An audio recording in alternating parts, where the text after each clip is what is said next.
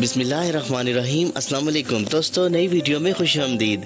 तेज तर और बिला तातुल इंटरनेट इस्तेमाल करने का कौन ही ख्वाहिशमंद नहीं है। आजकल के दौर में हर कोई चाहता है कि उसके घर में उसके पास तेज तरीन इंटरनेट हो। तो जी दोस्तों, उस तेज तरीन इंटरनेट इस्तेमाल करने वाले ख्वाहिशमंदों के लिए बहुत ही बड़ी खुशखबरी है कि वाईफाई को अपग्रेड किया जा रहा है, जिसके बाद सारिफीन बगैर रुकावट के सबक रफ्तार नेट इस्तेमाल कर सकेंगे। फेडरल कम्युनिकेशन कमीशन ने वाईफाई के नए बैंड 6 गीगाहर्ट्ज स्पेक्ट्रम का एक प्लांट खोलने के हक में वोट दे दिया है, जो सारिफीन के रूटर्स को 2.5 गीगाहर्ट्ज और 5 गीगाहर्ट्ज बैंड पर नशर करने के काबिल बना देगा। नया स्पेक्ट्रम राउटर्स और दीगर आलात के पेश करदा जगह की मकदार को 4 गुना ज़्यादा बढ़ाता है, जिसका मतलब है कि ज्यादा बैंडविड्थ दस्तयाब है और वो भी किसी मुदाखलत के बगैर।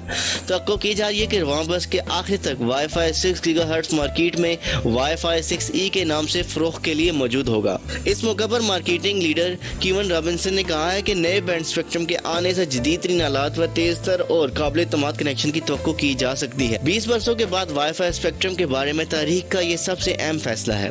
वाज़ेह रहे कि वाईफाई एयर वेव्स को नशर करने के जरिए काम करता है।